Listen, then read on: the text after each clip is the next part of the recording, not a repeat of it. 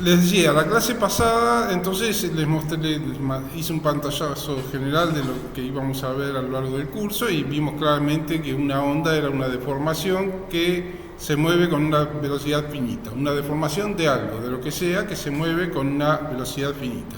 La idea de la clase de hoy es poder expresar no solo eso matemáticamente, sino también poder encontrar la ecuación de la cual esa solución, esa forma funcional, esa forma matemática es solución de esa ecuación de onda, y poder expresar también ondas en 1, 2 y 3. Bueno, la clase de hoy termino con las 3 dimensiones, pero solo un tipo de onda, ¿no? Que son con frente de onda puntual en un medio unidimensional, con frente de onda lineal en un medio bidimensional y con frente de onda plano en un medio tridimensional. Ustedes dirán, si yo ya tengo la solución de la ecuación de ondas, ¿por qué voy a necesitar una ecuación de ondas si ya tengo la solución? Yo puedo expresar matemáticamente una onda, ya tengo la solución, ¿para qué quiero la ecuación de ondas? En realidad es útil por varios, por lo menos en este momento se me ocurren 2 motivos, pero hay más seguro. Uno es que permite explicar bien cómo se genera la onda y cuál es la raíz de que ondas o el soporte físico por el cual ondas se puedan propagar en un medio. Y la otra es porque muchas veces, analizando una situación física, nos encontramos con una ecuación de ondas en algo que no esperábamos, ¿no? Y entonces descubrimos que existen ese tipo de ondas, como sucedió con las ondas electromagnéticas. Es decir, Maxwell no sabía, ni nadie en ese momento sabía que existían ondas electromagnéticas, y jugando con las ecuaciones, con las leyes de Maxwell, con sus leyes, proponiendo la corriente de desplazamiento y jugando, planteó las ecuaciones en el vacío y se encontró con una ecuación de ondas. Y entonces dijo, existen las ondas electromagnéticas. Así que, por lo menos esos 2 motivos existen, seguramente debe haber más. Bueno, entonces vamos a empezar primero con un modelo unidimensional, ¿no? Que sirve para describir no solamente ondas medios unidimensionales de sección despreciable o raíz de la sección despreciable frente a la longitud del medio, a la dirección donde se propagan las ondas, lo suficientemente pequeñas como para que no pueda armarse la onda ahí. Después también estas ondas sirven para describir ondas lineales, donde hay una única dirección de propagación, o ondas planas también, donde también hay una única dirección de propagación. Vamos a plantear una de estas ondas y tenemos una única coordenada relevante que le llamamos X, ¿no? Hay una dirección relevante en la situación física, nosotros elegimos el eje de coordenada tal que coincida con esa dirección y le llamamos X a esa onda. Y entonces, si tomamos una foto de la onda y X', entonces el tiempo t es constante, entonces va a depender solamente de un X'. Supónganse que el tiempo t es constante y decidimos que es 0, y bueno, depende el perfil de la onda, depende de esa X'. O lo mismo, si nos movemos con la onda, es decir, la onda se mueve respecto de un medio dado, ¿no? Estamos hablando de ondas mecánicas. Entonces, si nos movemos con la onda, junto con la onda, o sea, a la misma velocidad de la onda, siempre vemos el perfil. No vemos propagándose la onda porque vamos moviéndonos a la misma velocidad que la onda. Entonces, desde el sistema de referencia de la onda, también depende solamente de esa X'. Ahora tenemos que ver cómo depende la onda desde un sistema de referencia que es solidario al medio, o sea, respecto al cual se está propagando la onda. Entonces, planteemos una forma cualquiera, genérica, una onda no periódica. Tenemos esto, este es el epsilon de X', que tomando la foto a t constante se ve así, pero si lo miro respecto a un sistema de referencia solidario al medio, este perfil se va moviendo a una dada velocidad. este perfil y cada punto del perfil, por supuesto, ¿no? Cada punto del perfil que, bueno, para cada punto del perfil que se va moviendo es un frente de onda, no es el valor para un dado epsilon que se va moviendo junto con la onda. Si la propagación entonces se propaga, además de depender de X, ¿no? Es decir, si yo tomo la foto veo que depende de X, pero si se propaga, eso significa que también varía con el tiempo, eso lo comenté en la clase pasada, pero la pregunta es ¿cómo es esta dependencia? ¿Cómo es esta dependencia tal que me diga que la onda se está moviendo con una velocidad finita? Para eso vamos a dibujar o plantear la onda a un tiempo t igual a 0, supóngase que planteamos, acá tenemos los dos ejes de referencia, epsilon de x y epsilon de x', o x y x', los dos ceros juntos, ¿no? Ese es nuestro tiempo t igual a 0, y he dibujado luego la onda en un tiempo t posterior, una onda que se mueve en esta dirección en un tiempo t posterior, y una onda que se mueve en la dirección contraria en un tiempo t posterior. Son las dos posibilidades que me permite un medio unidimensional, para un lado o para otro, no hay otra. Entonces, al cabo de un cierto tiempo t, sabemos que la onda, como se mueve a velocidad c, va a haber recorrido una distancia c por t, la que se mueve en esta dirección, y c por t también en la otra dirección, ¿no? Entonces, cada una a un c por t, de modo tal de que la coordenada x que se mide respecto de este cero, la x' siempre va con la onda. O sea, el 0 de la x' está acá, entonces esta coordenada de x' será x menos c por t en este caso. A ver, planteamos, no, o x menos x, para empezar de más atrás, x que se mide respecto de esto, menos x' que se mide respecto de esto, es c por t.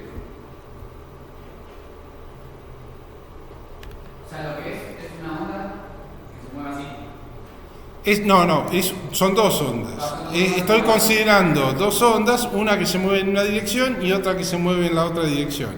Entonces, la que se mueve en esta dirección, bueno, el x para la que se mueve en esta dirección, el x menos x' es c por t. Para la que se mueve en la dirección contraria, como se mueve hacia las x negativas, es x menos x' es menos c por t. ¿No? Yo de acá puedo despejar el x' para ver qué forma tiene. Y veo que el x', qué sé yo, acá paso el x' para este lado y me queda x menos c por t, y acá paso el x' para este lado y me queda x más c por t. O sea, el x' es x menos c por t para la onda que se mueve en la dirección de las x positivas y x más c por t para la onda que se mueve en la dirección de las x negativas. O sea que la forma de la onda tendrá que ser, que ya sabemos que es una epsilon de x', que tiene esta forma, respecto del sistema de coordenadas solidaria al medio, es una función de x menos más c por t, siendo este argumento el que me está indicando que si x es una distancia y t un tiempo, que hay una onda propagándose en la dirección de x, en este caso de las x positivas, y en este caso con el signo menos en la dirección de las x positivas y con el signo más en la dirección de las x negativas. ¿Qué significa esa f? ¿Cuál f? X' igual a x, f es c por t. No sé a qué le llamas f. Acá hay una epsilon, x'. Esto es más menos, no es una f. Sí, otro que tiene que usar anteojo, entonces. Tenés que sentarte más adelante. Bueno, entonces, la onda que se mueve en la dirección positiva es una función de x menos c por t. La onda que se mueve en la dirección negativa es una función de x más c por t. Acá. Okay. Y en general podemos expresar una onda epsilon como una constante a por f de k por x menos más c por t, ¿no? A y k son dos constantes que pueden ser, son arbitrarias, excepto que tenga una situación física particular que me diga cuáles son las constantes, digamos. digamos, no son dos constantes cualquiera y que no importa, siempre va a ser una onda. Importa si quiero precisar los datos de la onda particular, pero una forma así es una onda. Entonces, cuando pensamos en ondas unidimensionales, ya vimos la clase pasada, pensamos por ejemplo en una barra rígida y larga, ¿no? Sección muy pequeña, el radio de esa sección muy pequeña mucho menor que la longitud, de modo tal de que, bueno, se pueden armar bien las ondas a lo largo de la barra, pero no en la sección esa transversal.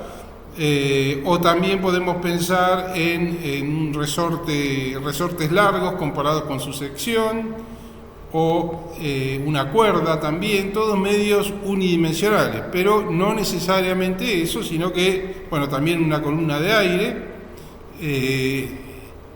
pero también podemos pensar en ondas lineales en superficies líquidas. Ahí yo puedo excitar ondas que no son unidimensionales, no vale describirlas de esta forma, pero sí, dependiendo de la excitación, si excito con una barra, vale esta versión unidimensional de onda, porque a lo largo de la línea la amplitud es la misma siempre, ¿no?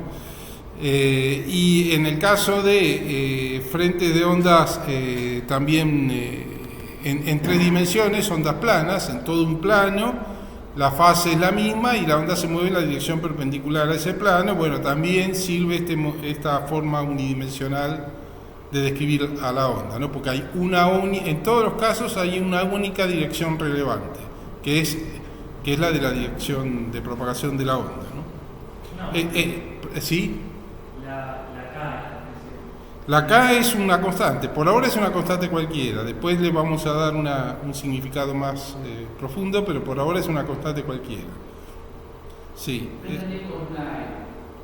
Columna de aire, y claro, vos para hacerlo más de laboratorio tenés un tubo con aire encerrado en el medio y podés hacer vibrar, excitar el aire, golpear el aire con un pistón o algo, de una punta, muy rápido, de modo tal que el otro extremo no se entere y que tarde en enterarse, y bueno, se va a enterar cuando llegue la onda al otro extremo.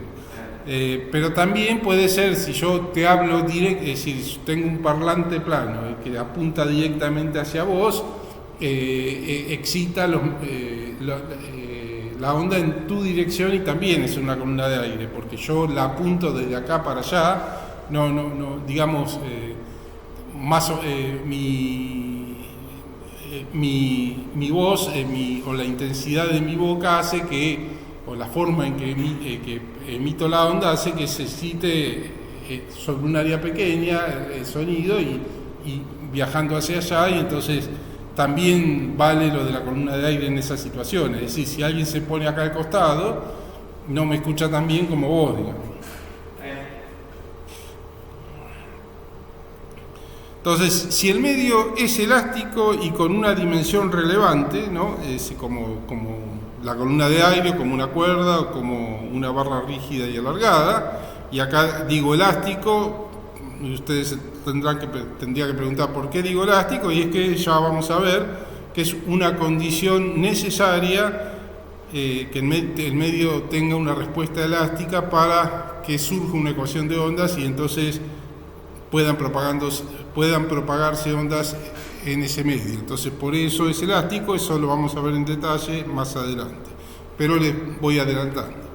Entonces, si el medio es elástico y con una dimensión relevante, independientemente de la excitación, solo se propagan ondas unidimensionales. Ahí no se pueden armar ondas porque la sección es tan pequeña que de otro tipo de ondas no se pueden armar, solo unidimensionales. Bueno, el porqué es lo que les acabo de decir.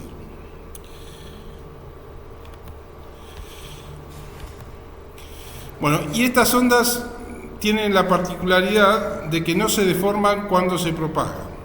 O sea, el perfil tal cual lo ven es el mismo que se va repitiendo a medida que la onda se va propagando. No se va atenuando mientras se propaga.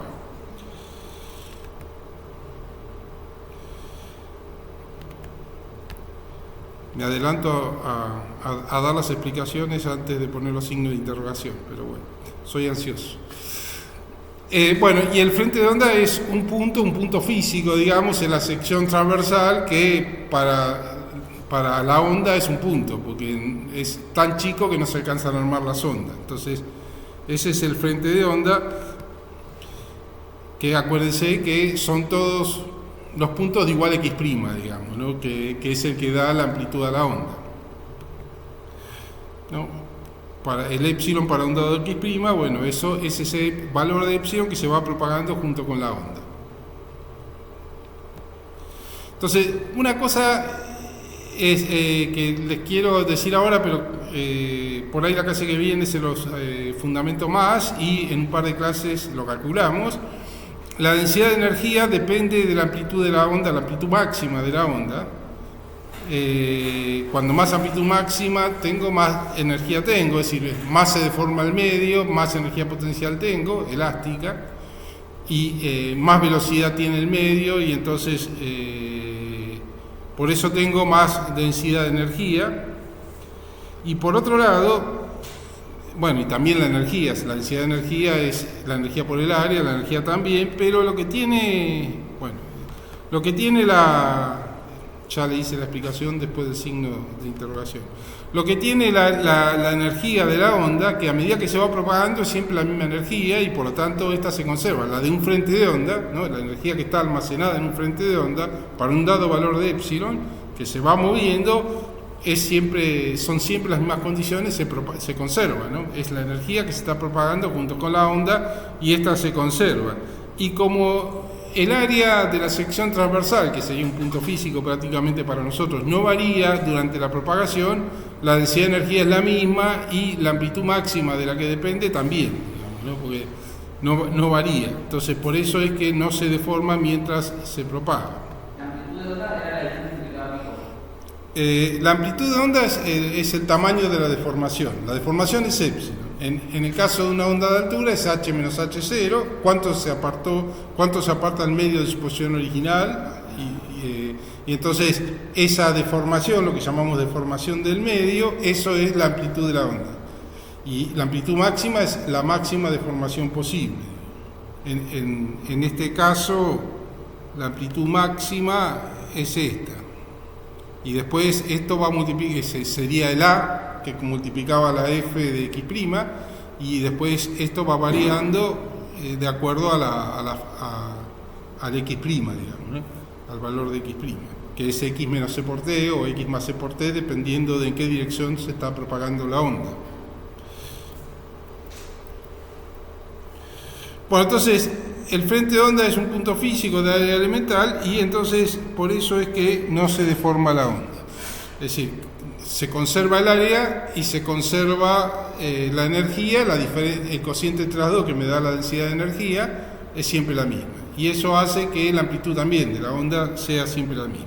Igual esto lo vamos a ver con más detalle, pero por ahora les explico más o menos conceptualmente cómo es la cosa. Entonces, si ahora visualizamos medios elásticos con 2 o 3 dimensiones, también pueden ser descritos por ondas unidimensionales, ¿no? Pero eso depende no del medio, sino de la excitación. Es decir, si yo excito con una línea en 2 dimensiones o con un plano en 3 dimensiones, empujo el medio con un plano o golpeo el medio con un plano, bueno, en un caso excito ondas lineales, en otro caso planos, y que pueden ser descritos como una onda unidimensional porque hay una única dirección relevante. En este caso también pasa lo mismo, tampoco se deforman cuando se propagan porque, no me quiero adelantar, dado que el frente de onda no cambia de tamaño durante la propagación, o sea, siempre tiene el mismo área, siempre es la misma línea con la misma longitud o el mismo plano con la misma área que se va propagando, y como la densidad de energía se conserva, el cociente entre los dos da siempre lo mismo y la amplitud termina siendo siempre la misma. Es diferente, y eso por ahí lo voy a explicar la clase que viene, para una onda esférica, por ejemplo, donde el frente de onda esférico va aumentando y la energía que se conserva, dividido el área del frente de onda esférico, va disminuyendo y eso hace que la amplitud de la onda la amplitud máxima de la onda también vaya disminuyendo con R, por ejemplo, ¿no? Eso me adelanto, pero se los voy a repetir la clase que viene. Entonces, teniendo en cuenta esto, entonces, dado que el frente de onda cambia de tamaño y que la densidad de energía también depende de la amplitud de la onda, bueno, toda la energía contenida en el frente de onda se conserva, teniendo en cuenta todas estas cosas, es una repetición de lo que les dije.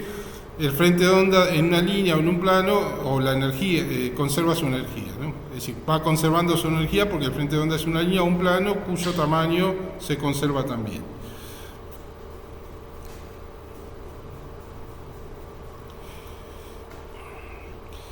Bueno, vamos, en vez de hablar de X' o del argumento principal de que depende de la onda, vamos a darle un nombre, así nos ponemos de acuerdo. Ese nombre va a ser fase de la onda. La fase de la onda es esto, K por X menos más C por T, ¿no? Es lo que me indica que lo que estoy describiendo es una onda. La función que estoy describiendo es una onda. O sea, cualquier epsilon de phi, siendo X una medida de posición y T una medida de tiempo, está expresando una onda mecánica, ¿no?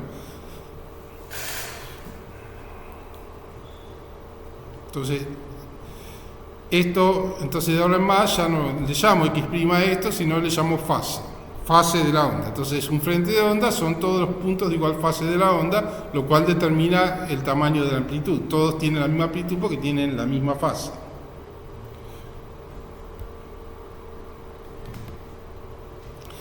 Bueno, y sabiendo esto, tenemos que encontrar la ecuación de ondas de la cual esto es solución.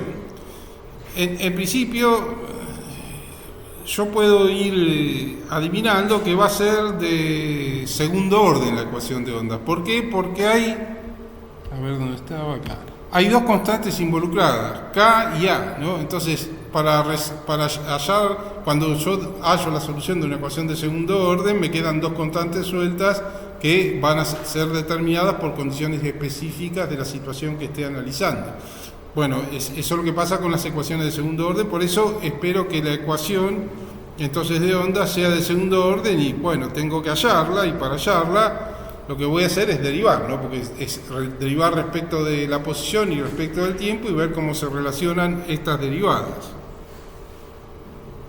Así que empiezo derivando respecto de la posición, haciendo la derivada primera respecto de X, que como epsilon depende de phi, será una derivada en cadena, ¿no? La derivada de epsilon respecto de phi por la derivada de phi respecto de X.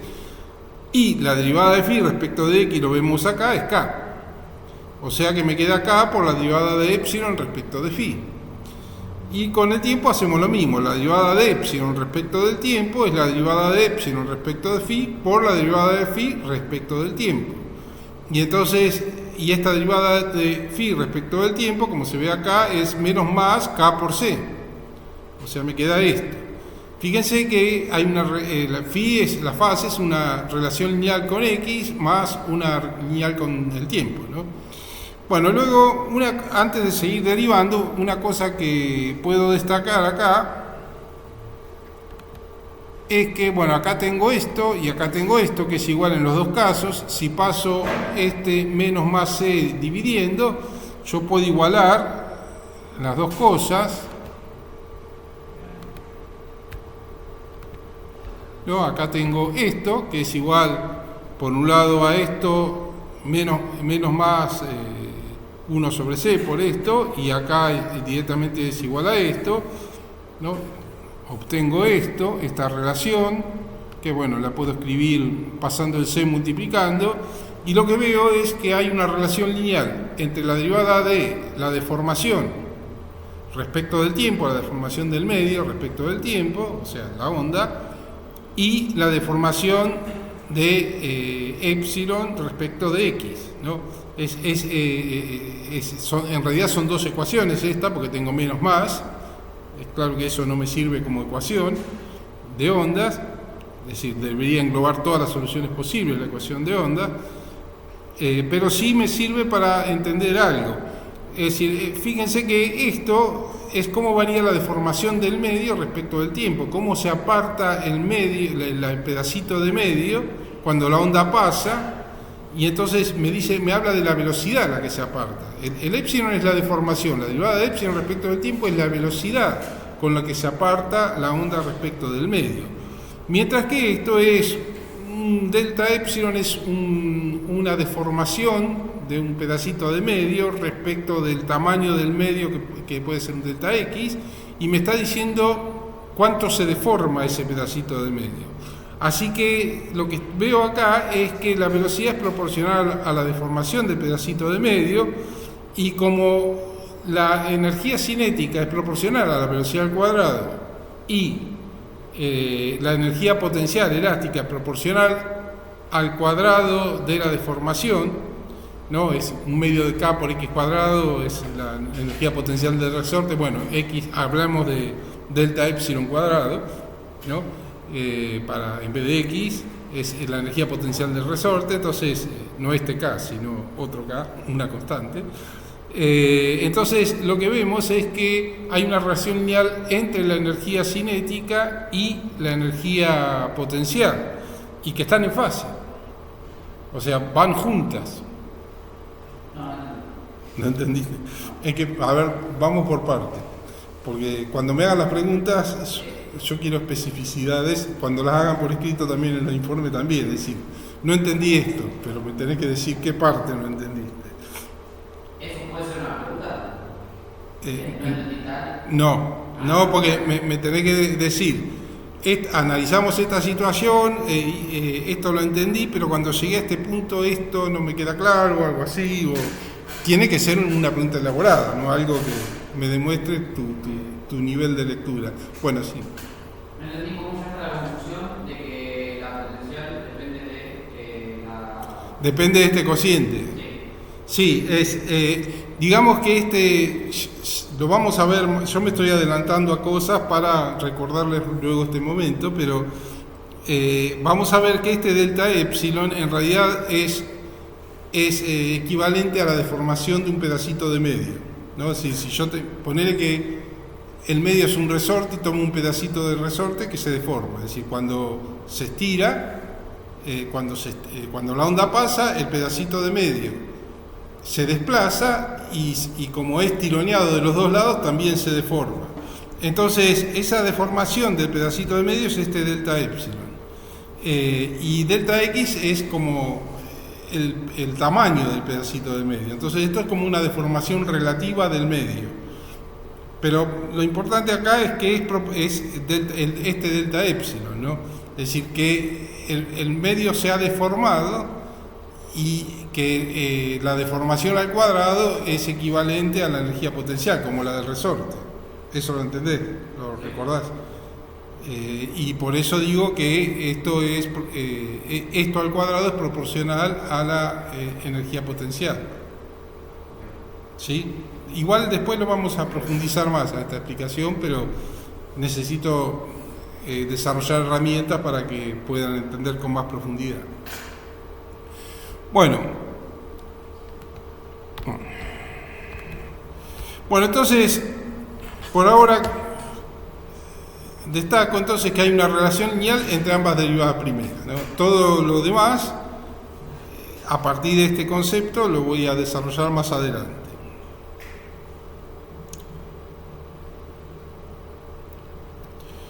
Bueno, y ahora hacemos las derivadas segundas.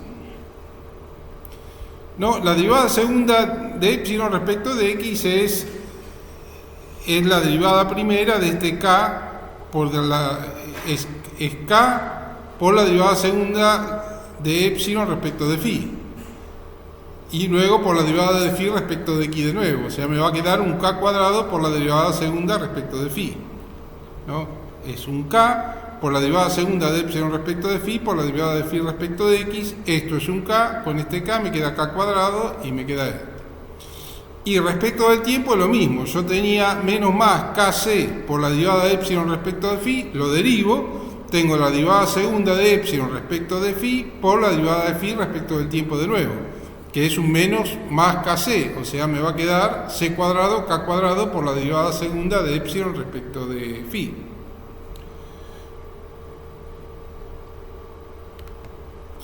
Así que acá podemos otra vez reconocer este k cuadrado por la derivada segunda de epsilon respecto de phi acá y acá, pasar el c cuadrado dividiendo, y lo que me queda es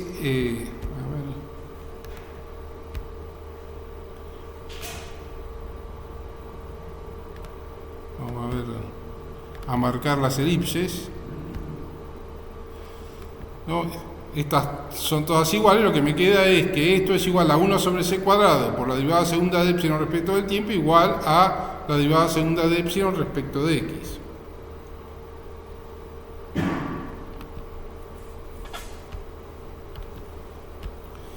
Y bueno, puedo escribirla de esta manera, ¿no?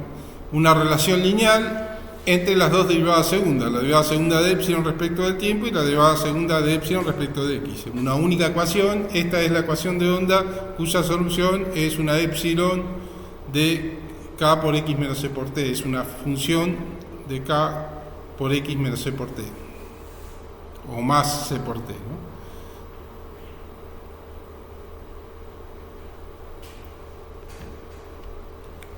Entonces, la ecuación de onda, para acordarse más rápido, es una relación lineal entre ambas derivadas segundas, ¿no? Es más, saben lo que son derivadas segundas, o sea que si se acuerdan de eso, la escriben enseguida. ¿Esa C sigue siendo la velocidad? Esa C, sí, bien dicho, me había olvidado de destacarlo, C es la velocidad de las ondas, sí.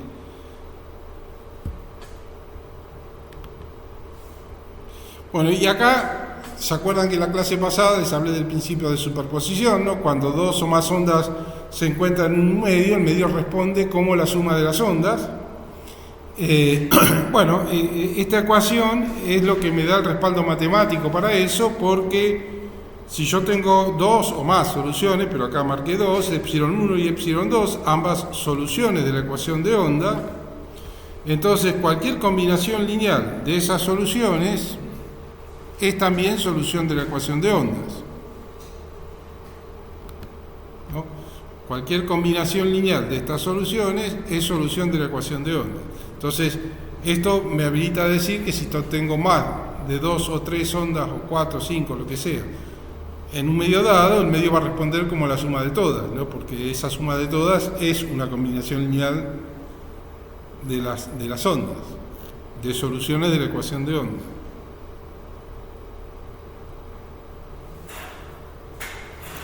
Todas estas cosas que les digo están en el informe escrito.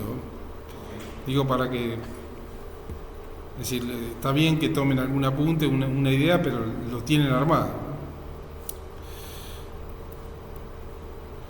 Bueno, entonces la expresión general...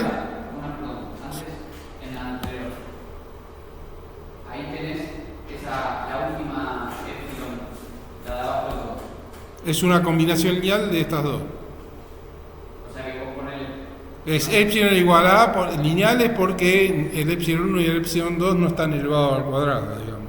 Son constantes por epsilon 1 más otra constante por epsilon 2, a eso se llama combinación lineal. ¿Esas constantes son cualquiera? Cualquiera, sí, cualquier constante. Porque si no... Bueno, en realidad si meten esto acá adentro, es decir, yo no hice la cuenta para no alargar la clase, pero... Eso ustedes lo pueden hacer fácilmente. Meten el epsilon acá adentro y hacen unas cuentas y rápidamente llegan a que epsilon es solución de la ecuación de onda. Bueno, entonces en general nosotros podemos expresar una onda como una combinación lineal de una expresión general de onda como una combinación de una onda que viene y otra que va. No, una A por una F de K por X menos C por T, más una B por una G de K por X más C por T. Eso es una expresión bastante general de lo que sería la solución de la ecuación de ondas que se mueve a una velocidad C. Hay unas ondas especiales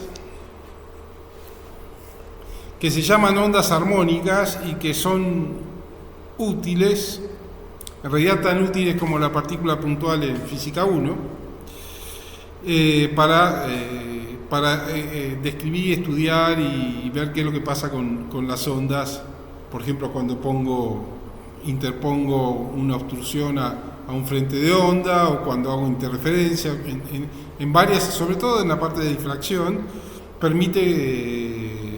permite facilitar los cálculos, porque uno trabajando con estas ondas puede generalizar a otros tipos de ondas los resultados, ¿no? Estas son ondas sinusoidales y cosenoidales, no son, se llaman ondas armónicas, ¿no? Hay una amplitud máxima, acá he agregado una phi 0, que es una constante de fase que simplemente me dice cuánto vale la onda a tiempo t0 y x igual a 0, ¿no? Es decir, si yo no empiezo desde la amplitud máxima a excitar a la onda, sino empiezo de una amplitud menor, bueno, tengo que informarlo y lo informo acá, con esta phi 0. Estas ondas son periódicas, ¿no? Tienen periodo 2π.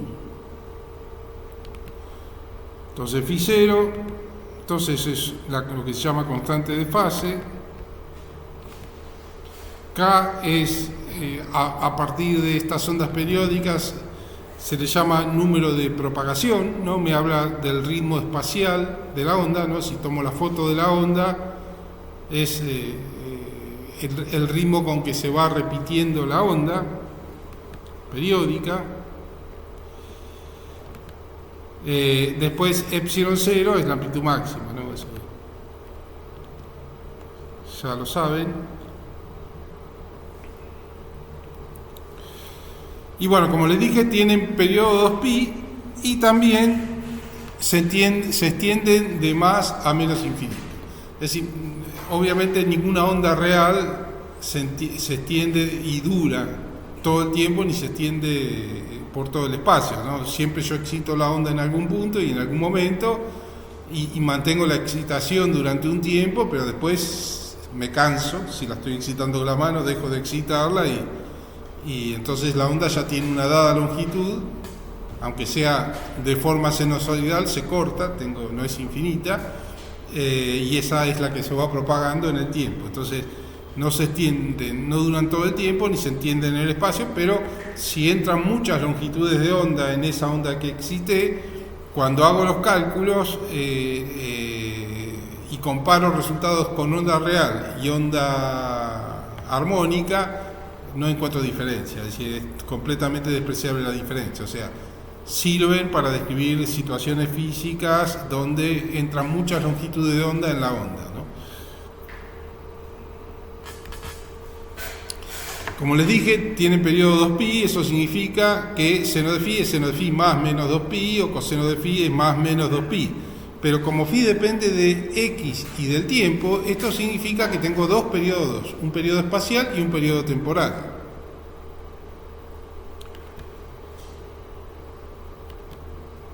No, si yo lo que varío es x, por ejemplo, x lo varío hacia adelante como más lambda o hacia atrás como menos lambda, y dejo el tiempo fijo, ¿no? Es decir, en la misma foto.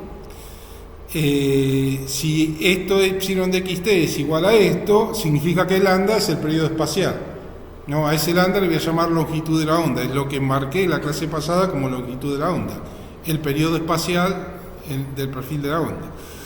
Entonces, luego, si yo me paro en un punto y dejo transcurrir el tiempo, un tau menos, o bueno, un tiempo para atrás o para adelante, si pudiera ir al pasado,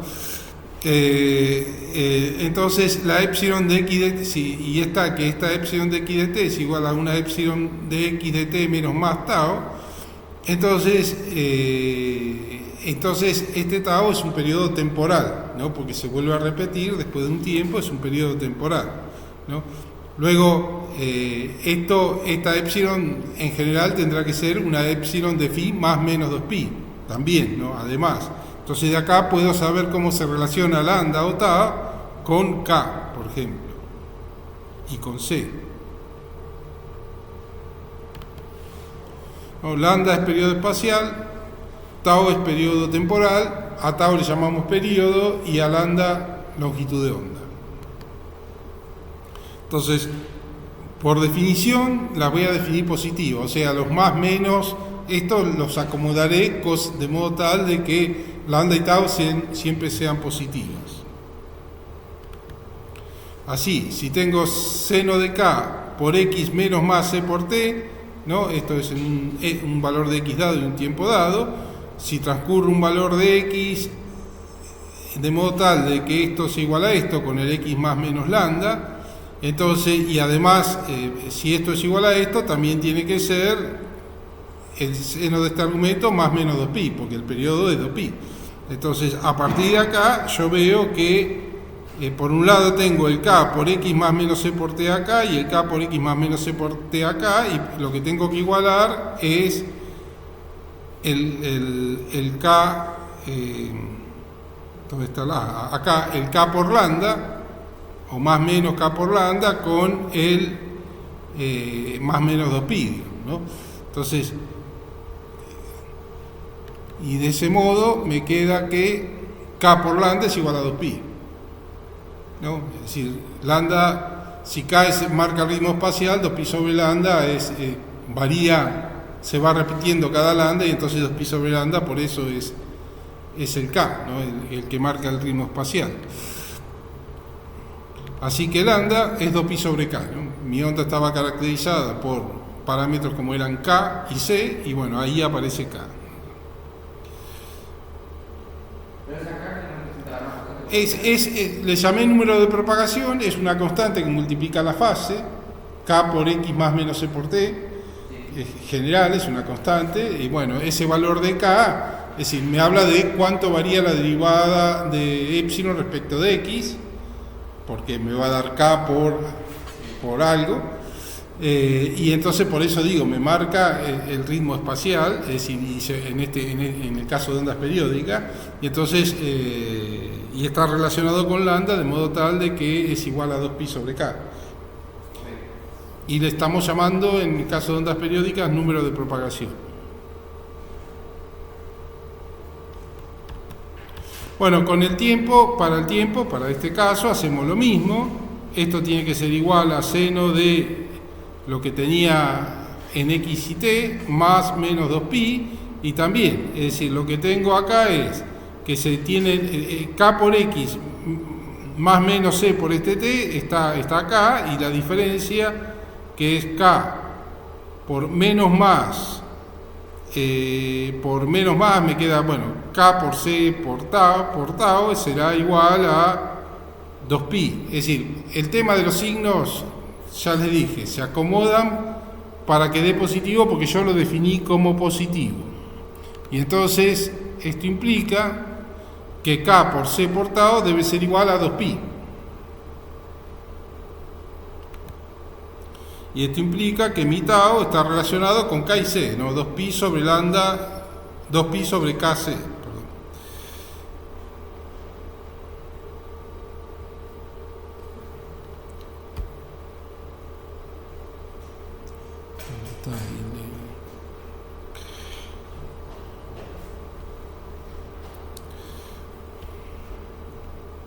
Bueno, de estas relaciones podemos hacer, si son cuentitas sencillas y se deducen varias cosas que, bueno, van a tener que familiarizarse con eso para hacer los problemas, pero por ejemplo, dado que tau es igual a 2pi sobre kc y lambda es 2pi sobre k, acá se ve claro que tau es lambda sobre c, ¿no? Porque, es decir, acá tengo el 2pi sobre k, que es lambda, y me queda tau lambda sobre c.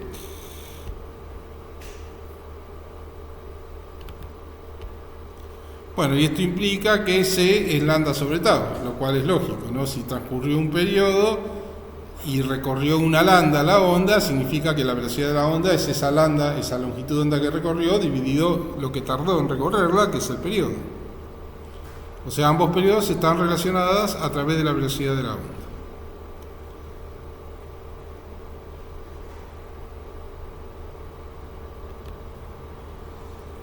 Bueno, vamos a definir cosas. Por ejemplo, la frecuencia nu se define como 1 sobre tau, no es el ritmo temporal, digamos,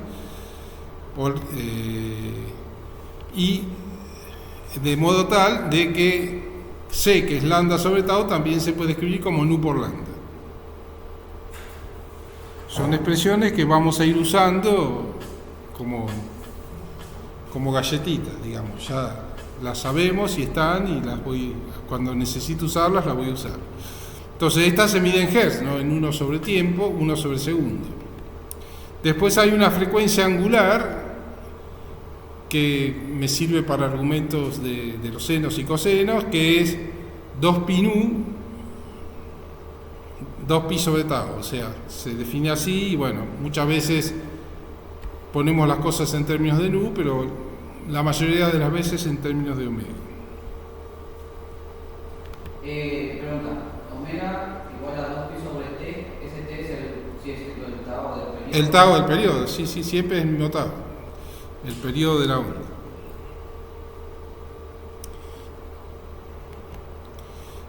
Y C, bueno, el C con todas estas definiciones se puede escribir como omega sobre K, que por ahí puede no parecerles tan obvio, pero si nosotros escribimos omega sobre K, ponemos 2pi sobre tau por lambda sobre 2pi, que es 1 sobre K, vemos que el 2pi se cancela y que omega sobre K es lambda sobre tau, que es C, ¿no? Así que también es una relación que se va a usar. También voy a definir una frecuencia espacial por una cuestión de completitud, pero no la usamos mucho. Gi es 1 sobre lambda, de la misma manera que nu es 1 sobre tau, ¿no? Pero ni usamos esta, ni 2pi gi tampoco. No es algo que se usa mucho. Pero en algún libro por ahí se menciona, y por eso se las comento. ¿Es una I lo que está en el numerador? Acá es una X igual a... Esto es una gi, una letra griega gi igual a 1 sobre lambda. 1 sobre la longitud de onda. Se ve muy chiquito de ahí. No tendría que ser una I o una U o 1. Ah, lo de arriba es un 1. Sí, 1 sobre lambda. Igual que 1 sobre tau acá, ¿no? Es una frecuencia temporal y una frecuencia espacial. Sí, bien. La próxima vez voy a rechazar este proyector, es más chico, me da una imagen más pequeña que el otro. ¿No? La última clase está ampliado todo. Sí, era más grande, sí, este no permite una imagen tan grande y por ahí no se ve claro.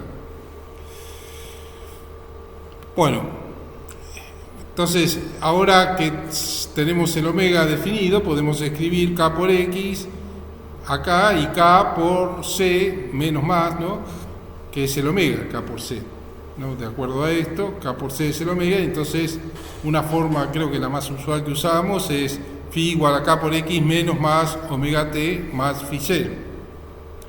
Pero por ahí en los problemas de la guía le dicen sea una función f de A por X más B por T más C, una constante C, y entonces halle la velocidad de la onda, ¿no? Y lo importante de todo esto no es que sea un K o un omega, sino que sea phi lineal con X, tenga un término lineal en X, más o menos un término lineal en el tiempo, ¿sí?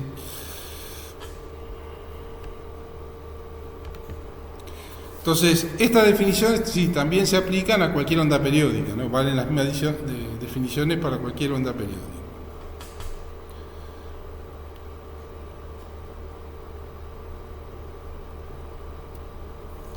Bueno, y acá marqué si este es la fase phi igual a 0, digamos, es un seno. Puede ser coordenada X o el tiempo, vale para las dos, tiene el mismo perfil porque es lineal con el tiempo y lineal con X el argumento, o sea, varía o X o varía el tiempo, tengo la misma forma.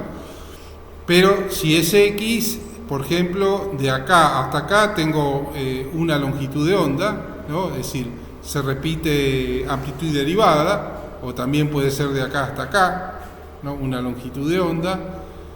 Acá ya transcurrieron dos longitudes de onda, de acá a acá tengo la mitad de la longitud de onda y de acá a acá tengo el cuarto de la longitud de onda. Y si es el tiempo, lo mismo, pero para tau, ¿no? Y eso básicamente es porque la función, el seno o el coseno, dependen de phi, lo cual es algo lineal con x, un término lineal con x más un término lineal con el tiempo. Entonces varía el tiempo, varía x y la función varía de la misma forma. Por eso tengo el mismo perfil, ¿sí? Si fuera lineal con x cuadrado y lineal con el tiempo, no pasaría eso. ¿Sí? ¿Me entienden? ¿Me entienden cuando hablo, no? Sí, está bien. Bueno, sí, bueno, es una buena postura. Después hay que enfrentarse solo a la situación y ver si entendieron. Bueno, veamos, le comento algo sobre la importancia de las ondas armónicas. Bueno, en principio, los senos de m∠φ y los cosenos de m∠φ son una base de funciones con las cuales uno puede representar cualquier función, ¿no? Son bases de funciones. Yo tengo una función f de phi y la puedo escribir como una suma. Si m es un número entero, lo puedo escribir como una suma de senos y cosenos, cada uno con un factor de peso determinado. Eso se llama serie de Fourier. Y si si f de phi, eso es si f de phi es periódica. Si f de phi es no periódica, una función no periódica, una señal como la que les mostré de ejemplo recién, entonces para poder describir f de phi necesito que m sea una variable continua y en realidad en vez de una suma sea una suma continua, o sea un integral de cosas que tienen que ver con senos y cosenos. Eso se llama transformada de Fourier. Lo de serie de Fourier lo vamos a ver casi enseguida en un par de clases más, pero lo de transformada de Fourier vamos a esperar más clases para verlo. Pero lo que quiero rescatar acá es que si yo a una onda armónica la someto a procesos como interponer una rendija o una abertura rectangular o lo que sea, y obtengo un resultado al final de la onda, ese resultado vale para el seno y vale como existe el principio de superposición y yo tengo esta posibilidad, vale para cualquier onda. Digamos, el resultado lo puedo validar para cualquier onda. ¿Por qué? Porque cualquier combinación lineal de las ondas es solución de la ecuación de ondas y porque yo puedo expresar cualquier función como suma de estas ondas, ¿sí? Bueno, y otra cosa es que son fáciles de generar, ¿no? Con cualquier oscilador armónico se genera. Una cuerda de guitarra, ya vamos a ver más adelante, que es un oscilador armónico, vibra, hace vibrar la densidad del aire y se generan ondas en el aire que son armónicas, porque se generan con ese oscilador. Un circuito LC puede generar también ondas armónicas electromagnéticas y también la vibración de un resorte. Con cualquier oscilador armónico que podamos hallar, o sea, un oscilador lineal sería, podemos excitar estas ondas. El instrumento de la armónica, ¿tiene algo que ver con esto? La armónica tiene que, es decir, digamos, podemos encontrar un paralelo. La armónica es un instrumento musical que emite ondas que son combinaciones de ondas armónicas. Todos los instrumentos musicales emiten sonidos que son combinaciones de ondas armónicas. No solamente la armónica, sino la guitarra, el violín, todo. Algo vamos a comentar más adelante en 2 o 3 clases, ¿sí? Entonces, como siempre les comento, ya les comenté, son una idealización porque no existen las ondas que duran todo el tiempo y van de más a menos infinito, pero ya les dije, si entran muchas longitudes de onda en la onda armónica, se comportan como ondas armónicas. Esas ondas reales se comportan como ondas armónicas, entonces las podemos describir como ondas armónicas. De la misma manera que una partícula puntual, sometida a fuerzas en el centro de masa, podemos describir la dinámica de esa partícula puntual de esa manera, ¿no? Bueno, voy a hablar un poquito nomás de fase y velocidad de fase, ¿no? Ya dijimos lo que es la fase, ¿no? Es el argumento matemático que indica la propagación de la onda, ¿no? Es el x más menos e por t o cualquier combinación parecida, ¿no? Una combinación lineal es suma de dos términos lineales con el tiempo y con el espacio, y uno con el tiempo y otro con el espacio, con la coordenada x, más una constante. Esa es la fase de la onda, y para ondas unidimensionales, lineales o planas, es la única que determina la amplitud de la onda, ¿no? Digo que es la única porque en el caso de una onda esférica, por el hecho de ir ampliándose la fase, va a depender, la amplitud máxima va a depender de R, ¿no? Pero si no, después es la única. Es la F, cuando describimos la onda general como una epsilon igual a una A por F de K, F de phi, digamos, entonces phi determina esa F, y además hay una constante que puede depender de R para ondas que no sean lineales o planas o puntuales, ¿sí? Si es una onda esférica, vamos a ver la clase que viene, que va a depender de R.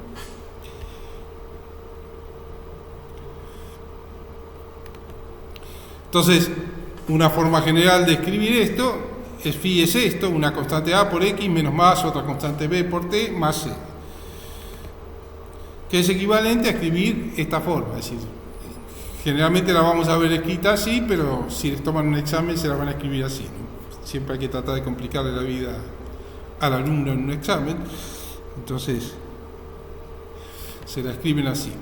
En x igual a 0 y en t igual a 0, esto se los comenté oralmente, pero ahora se los pongo por escrito. El epsilon, la amplitud, es epsilon 0 por f de phi de 0. ¿Sí? Si yo tengo esta phi de 0 distinta de 0, yo empiezo no desde la amplitud máxima de la onda, sino la empiezo desde una amplitud diferente, menor que epsilon 0. Entonces, eso es lo que me dice la constante de fase. Es algo que se determina al inicio de la onda, en el tiempo t igual a 0, y después es algo que va a acompañar a la onda por el resto de su vida.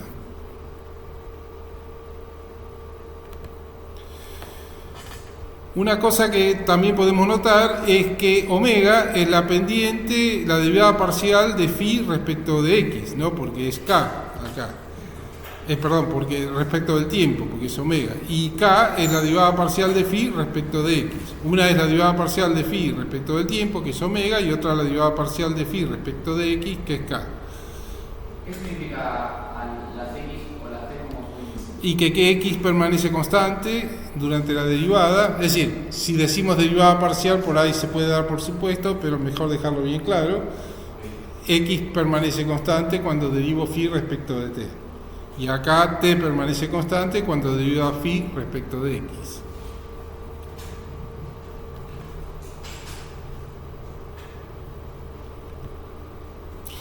Agradezco las preguntas porque me ayudan en la clase, ¿no? Porque por ahí otros no se animan y esto me da la oportunidad de explicar cosas que paso de largo. Así que tomen el ejemplo. Bueno, luego la velocidad de fase es la derivada de x respecto del tiempo a phi constante. Y eso me va a dar más menos c más menos omega k. Por ahí no es tan claro, así como lo digo, así que digámoslo de otra manera. Si phi es constante, cuando hago el diferencial de esto, el diferencial de phi es igual a 0, ¿no? Luego me va a quedar k por diferencial de x a phi constante menos más omega por diferencial de t a phi constante, ¿sí? Luego de acá yo puedo despejar la derivada de x a phi constante dividido el diferencial de t a phi constante, que es esto que está acá, es la derivada parcial de x respecto de t a phi constante. Y bueno, se ve claro que eso va a ser más menos omega sobre k, que es más menos c. O sea, es la velocidad de la onda más el signo que me indica en qué dirección se está propagando la onda, ¿no? Eso es la velocidad de fase.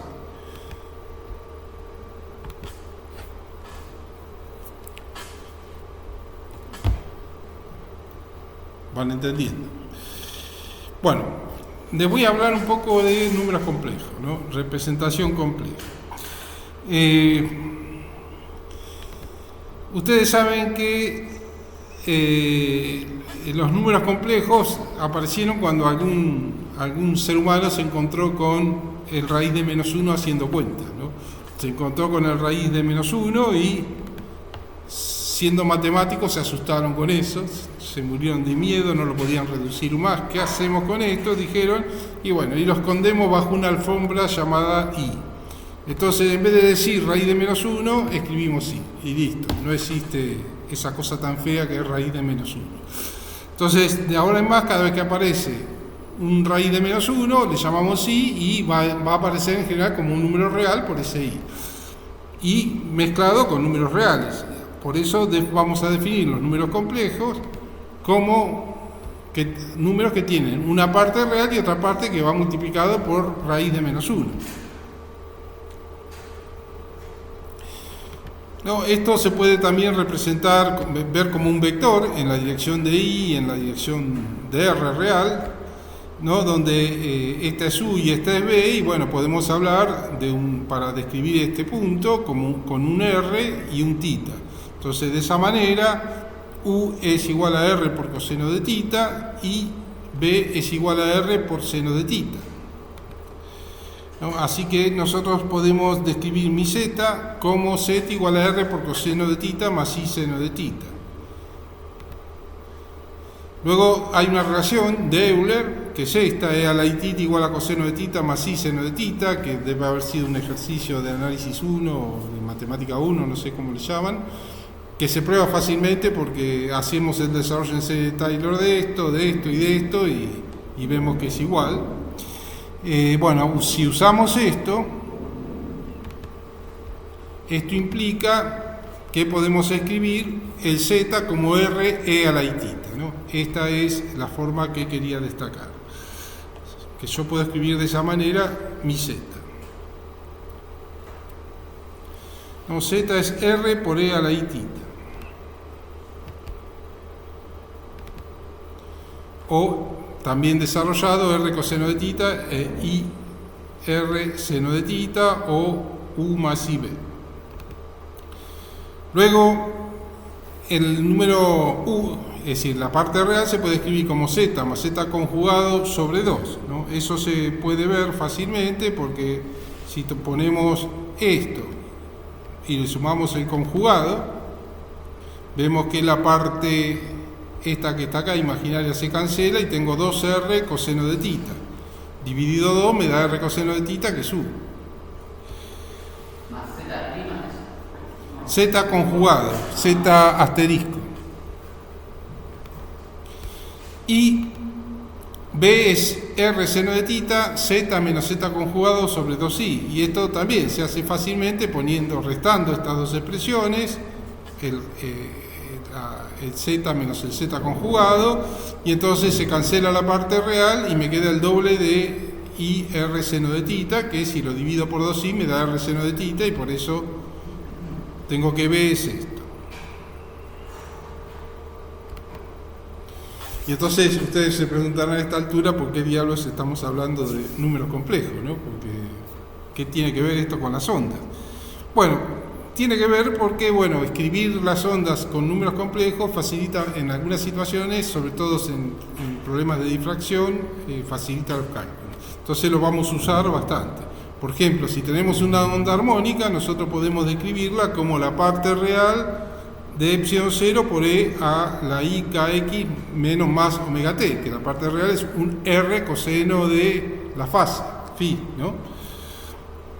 O también como la parte imaginaria de eso, que es un seno, sería un seno de la fase.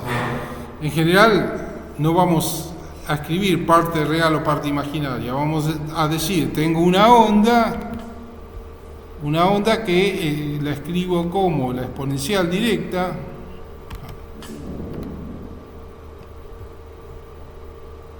¿no? Una onda que la escribo así, y ustedes dicen, no, una onda no puede ser un número complejo, y no es verdad, pero ustedes lo que deben interpretar cuando ven en un libro así, o cuando yo les comento, digo, dado esta onda, es que lo que vale es la parte real o la parte imaginaria. En la mayor parte de las veces va a ser irrelevante si es parte imaginaria o parte real, y si no es irrelevante, uno lo aclara de entrada y después de hacer las cuentas toma la parte real o la parte imaginaria según sea lo que corresponde, ¿no? Entonces, escribir así con esta notación exponencial, vamos a ver que en muchas situaciones facilita los cálculos.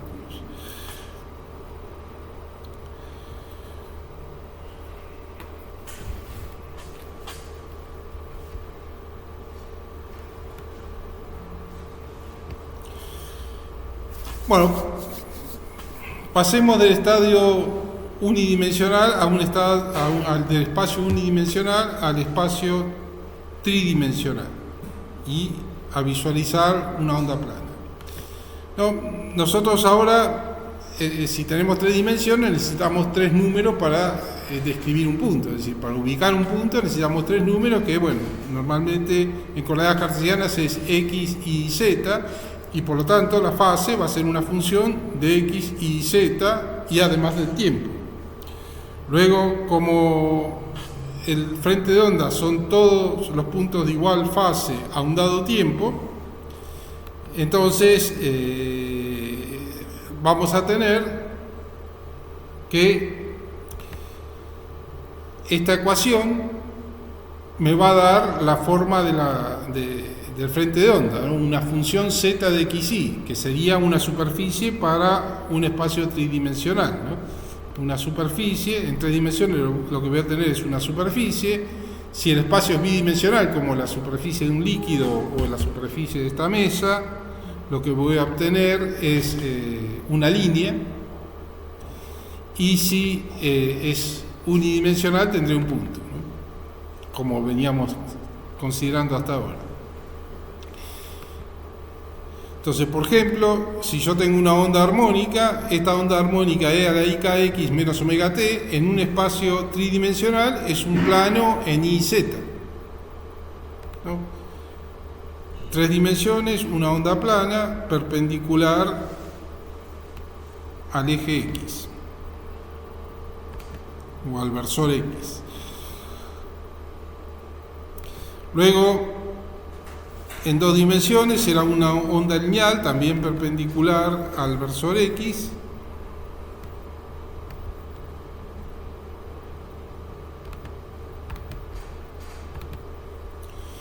Y en una dimensión es un punto, ¿no? Una onda puntual.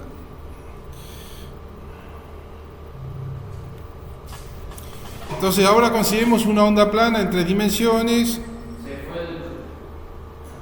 Ahí volvió. Otra razón para rechazar este proyector. Bueno, entonces tenemos una onda plana en 3 dimensiones con propagación paralela a un versor K. Me marca una dirección, sencillamente. Entonces, acá tengo el dibujo, ¿no? He dibujado los planos separados una longitud de onda. No hay infinitos planos, pero dibujé solamente para los... fijé una fase y luego dibujé un plano, y luego el próximo plano cuando pasa una longitud de onda, después otra y así siguiendo. Entonces, en esos planos la fase vale igual en todas partes del plano. Entonces, si yo tengo un R0 que pertenece al plano, un punto R cualquiera va a pertenecer al plano si R menos R0 es perpendicular a K. No, K es paralelo al versor, es el número de propagación por el versor K, que me marca la dirección de propagación de la onda. Entonces, R menos R0 perpendicular a K me indica un R que pertenece al frente de onda plano. Y eso significa que el producto escalar de los dos es 0. R menos R0 escalarmente K es igual a 0, ¿no? Porque son perpendiculares. Y bueno, si yo despejo el K escalarmente de R acá, me queda K escalarmente R igual a K escalarmente R0 igual a una constante. ¿no? O sea, K escalarmente R igual a una constante me está diciendo que R pertenece a un plano. La constante me dice qué plano, pero que sea constante significa que pertenece a un plano. Entonces, más desarrollado, podemos escribir kx por x más ky por y más kz por z igual a constante, ¿no? La ecuación de un plano. Y así cualquier onda plana puede describirse como una epsilon por una epsilon 0, una amplitud máxima, por f de k escalarmente r menos omega t. El k escalarmente r, fíjense que si k escalarmente r es constante, entonces todos los r pertenecen a un plano y a t constante la fase permanece constante, o sea, es el frente de onda plano, ¿no? Por eso digo que puedo escribir esta onda como un frente de onda plano.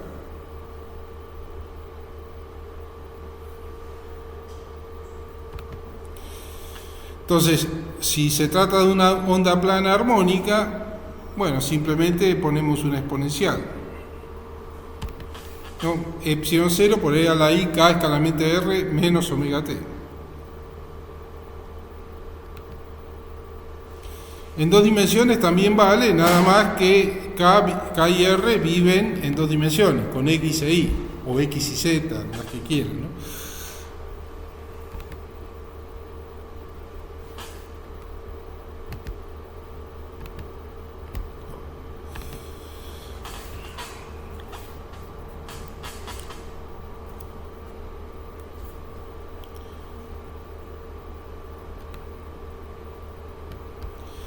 Bueno, la longitud de onda se mide en la dirección de propagación, o sea, la onda se va repitiendo en la dirección que se está propagando, ¿no? O sea, si yo quiero que, es decir, si la onda ha recorrido una distancia que es una longitud de onda, debería ser epsilon de k escalarmente r menos omega t igual a epsilon de k escalarmente r más lambda por el versor k, que acá lo escribí como k vector sobre k, ¿no? El k vector es el número de propagación con la dirección de propagación en conjunto, ¿no?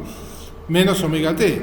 Entonces, si ponemos una onda armónica, consigamos una onda armónica, nosotros tenemos esto, ¿no? La fase es esta misma que está acá, y acá tenemos un k escalarmente r por un lado y un k escalarmente k por el otro, que es un k cuadrado. No puedo meter todo en dos exponenciales. No puedo escribir el k escalarmente r menos omega t en una exponencial, ¿no? Por propiedad de las exponenciales. Y luego escribo por e a la i k escalarmente lambda k vector sobre k. Y esto es k escalarmente k vector escalarmente k vector es k cuadrado dividido k es k. O sea que finalmente lo que me termina quedando acá es e a la i k lambda, ¿no? Entonces e a la i k lambda, y me queda esta otra epsilon 0 por la exponencial por e a la i k lambda, que tiene que ser igual a epsilon 0 por la exponencial. De la única manera que esto sea cierto es que esto valga 1. Entonces, y esto vale 1 si lambda k es igual a 2pi. No, esto por ahí queda más claro si escribo e a la i 2pi como coseno de 2pi más i seno de 2pi, ¿no? Ese seno de 2pi es 0, coseno de 2pi es 1, o sea. Entonces, rescatamos otra vez la relación que teníamos antes, donde había una única dirección de propagación que era x posible, y entonces daba esa misma relación acá también. El lambda se mide en la dirección de propagación, ¿no? Lambda es 2pi sobre k como antes. Bueno, y la velocidad de fase es lo mismo, ¿no? Es decir, la velocidad de fase es la velocidad. Ahora tengo que proyectar r sobre la dirección de propagación, ¿no? R escalarmente k es r en la dirección de propagación. Entonces, la derivada de r respecto del tiempo a phi constante me da la velocidad de fase, que es omega sobre k, ¿no? Es decir, en vez de poner k escalarmente r, pongo k por r, donde r lo mide en la dirección de propagación, y queda claro que K sobre omega, omega sobre K es C. Y bueno, el signo me va a decir la dirección de propagación. Acá está el menos, pero podría ser menos más, ¿no?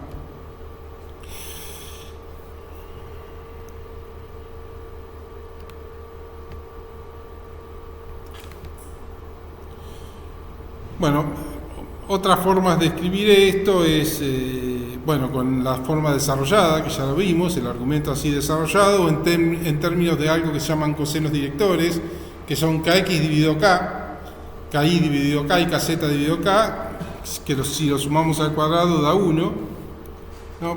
Aunque esta última forma de los cosenos directores no la vamos a usar mucho, bueno, alguien la usa, sí. A alguien le gusta, ¿no? Pero es tal que esto es igual a 1. Así que el phi es K escalarmente R menos omega t, o K por X, o desarrollado el producto escalar, Kx por X más Ki por Y más Kz por Z menos omega t. Bueno, y para terminar la clase de hoy encaremos la ecuación de ondas en 3 dimensiones, que no es solo una transparencia, pero sería como un último tema, ¿no? Antes tenía una E de phi de xt, ahora tengo una E de phi de x, y, z y t, ¿no? Con phi que es igual a esto. Y tengo que empezar a hacer derivadas como antes para encontrarme con la ecuación de ondas. Así que hacemos las derivadas primeras.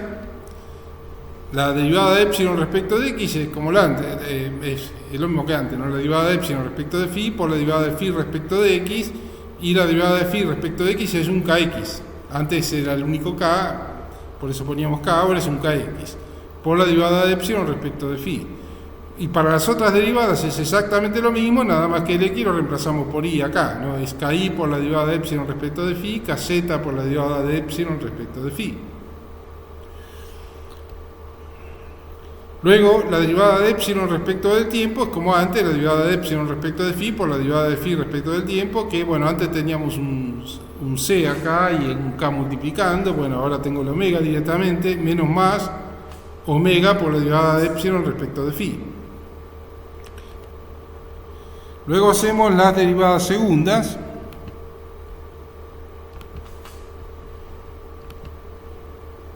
¿No? Y la derivada segunda es derivar esto otra vez, que es kx por la derivada segunda de epsilon respecto de phi por la derivada de phi respecto de x, que es kx, multiplicado por este otro kx es kx cuadrado.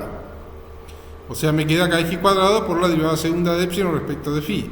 Lo único que cambia con las otras es que en vez de kx tengo ki o kz, o sea que también voy a tener ki cuadrado por la derivada segunda de epsilon respecto de phi, esta derivada segunda respecto de y, y esta va a ser kz cuadrado por la derivada segunda de epsilon respecto de phi. Y esto es como antes, la derivada segunda de epsilon respecto de phi, tengo que derivar esto, me va a dar la derivada segunda de epsilon respecto de phi por la derivada de phi respecto del tiempo, que otra vez es menos más omega, que multiplicado por esto me da omega cuadrado. Decía que esta derivada segunda es omega cuadrado por la derivada segunda de epsilon respecto de phi dos veces. Fíjense que si sumamos esto y sacamos factor común esto, me da esto por kx cuadrado más ki cuadrado y kz cuadrado, que es k cuadrado. Entonces, lo escribo acá eso, ¿no? Me queda que k cuadrado por esto es igual a esta suma, y esta suma no es otra cosa que el laplaciano de epsilon, ¿no? Esa función la conocen de física 2, la deben conocer. ¿Saben lo que es un laplaciano? En realidad es un operador. O sea, lo vimos en análisis 2. Ajá. Pero era en... Bueno, lo van a usar mucho en física, así que apréndanselo. Como gradiente, como divergencia, como todo eso, lo van a usar mucho. Pero acá es, el laplaciano de una función es un operador. En realidad saco el epsilon de acá y es eso, se ve como un vector aplicado a epsilon. Entonces, cuando escribo es un triángulo invertido, laplaciano de aplicado a epsilon es meter el epsilon acá adentro, es decir, hacer la suma de las tres derivadas segundas. ¿Sí? Básicamente es eso. Por eso digo, esto es el laplaciano de epsilon, es una forma de escribir esto mismo, pero contraído. ¿Sí? Yo digo laplaciano de una función cualquiera, si digo laplaciano de f es la derivada segunda de f respecto de x más la derivada segunda de f respecto de y más la derivada segunda de f respecto de z. Es decir, por eso, en vez de, para no escribir tantas derivadas, ustedes ponen el triángulo invertido, ponen epsilon y ya están escribiendo todo esto. ¿No? Gastan menos virome, pero tienen que saber qué es lo que están haciendo. Bueno, entonces este es el laplaciano de epsilon. Entonces, una cosa que notamos es que la derivada segunda de epsilon respecto de phi, acá es 1 sobre k cuadrado por este laplaciano de epsilon, y de esta que está acá, esta derivada segunda de epsilon respecto de phi es 1 sobre omega cuadrado por esto. Entonces, uno usando esas dos, que esto es igual a esto, bueno, ya tiene una ecuación lineal entre el laplaciano y derivada segunda. Antes era lineal con la derivada segunda respecto de x, ahora es laplaciano en su lugar. O sea, tiene una ecuación de este tipo, donde este k cuadrado sobre omega cuadrado es 1 sobre c cuadrado. O sea, tengo la ecuación de onda en 3 dimensiones, que la puedo escribir así, o la puedo escribir con el c cuadrado multiplicado acá, ¿no? Antes tenía derivada segunda una sola de esta, la derivada segunda de epsilon respecto de x, ahora tengo la suma de las 3 derivada segunda. Y esa es la ecuación de onda en 3 dimensiones, escrita en coordenadas cartesianas, ¿no? Después con otras simetrías usamos otras coordenadas y tiene distintas formas, que si estoy describiendo una onda circular voy a tener que recurrir a coordenadas esféricas, una onda cilíndrica a coordenadas cilíndricas. Entonces, no, el gradiente es otra cosa. El laplaciano tiene un 2 acá arriba. El laplaciano es igual al gradiente de porque hay relaciones también. El laplaciano es igual al gradiente de la divergencia. No, la divergencia del gradiente, perdón. Es la divergencia del gradiente, es el laplaciano. El gradiente es derivar epsilon respecto de x en la dirección de x, más la derivada de epsilon, me da un vector, ¿no? La derivada de epsilon respecto de y en la dirección de y, más y la derivada de epsilon respecto de z en la dirección de z. Es un vector. Si le aplico la divergencia a eso, que es la suma de las derivadas en x, me da el laplaciano. La ecuación de onda es una relación lineal, entonces, ahora antes era la derivada segunda de x, ahora es el laplaciano de la deformación y su derivada, que epsilon es la deformación del medio, no se olviden, y su derivada segunda en el tiempo, siendo la constante de linealidad el cuadrado de la velocidad de la onda o su inversa dependiendo de dónde la ubique. Una pregunta. Sí. En el informe esto tiene que estar todas las cómo llegás a la ecuación de onda de las dimensiones o Ustedes tienen que tratar de sintetizar más o menos la idea de cómo llegaron. No me tienen que escribir la clase completa. Acuérdense que 1 o 2 páginas, nada más. Entonces, lo que tiene, sí quiero fundamentos. Es decir, si ustedes dicen, la ecuación de ondas es esto, bueno, me dicen con alguna frase cómo llegaron a eso, ¿no? Es decir, como que me doy cuenta de que saben llegar, digamos. Bueno, y acá se cumple, y esto creo que es la última transparencia para esto, ¿no? Porque después empiezo con ondas esféricas y cilíndricas, sí. El principio de superposición sigue siendo válido igual que antes, ¿no? Y esta es, que es una relación lineal, y es esta relación lineal entre la derivada segunda y el laplaciano, como antes era la derivada segunda en x, primero, cuando es la relación lineal entre la derivada segunda respecto del tiempo y el laplaciano, y que antes era la relación lineal entre la derivada segunda en tiempo y en x. Bueno, ahora es con el laplaciano. Bueno, es esa relación lineal lo que me soporta el principio de superposición, lo que me permite decir que cualquier combinación lineal de ecuaciones, de soluciones de la ecuación de onda en 3 dimensiones es también solución de la ecuación de onda en 3 dimensiones.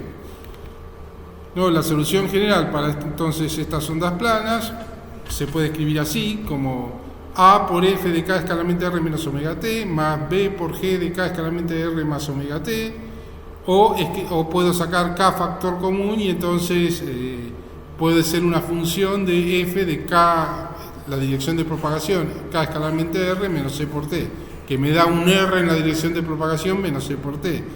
Y acá k versor k escalarmente r más c por t. No, acá lo que he hecho es sacar k factor común, que no lo puse, es decir, lo absorbí en la función f y me quedó así. Un argumento así también indica propagación o así.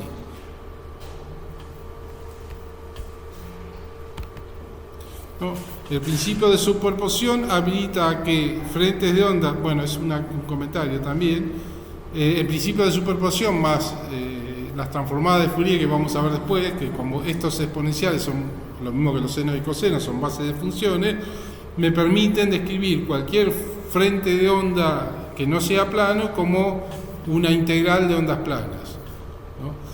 Es como una suma continua de ondas planas, porque estas exponenciales son bases de funciones. Así que si yo trabajo con una onda plana, bueno, también muchos resultados que obtenga con esa onda plana van a valer para otro tipo de solución, de frentes de onda, ¿no? Es decir, algunas cosas, no todas, pero algunas cosas sí, usando eso. Bueno, y con esto ya termino la clase de hoy. La clase que viene, la idea es ver ondas cilíndricas y esféricas. Bueno, por ahí les hago un resumen de lo que vimos hoy. Y después vemos ondas cilíndricas y esféricas y nada más. Creo que va a ser una clase corta, más corta que la de hoy. Y bueno, después empezaremos con ondas mecánicas la próxima clase.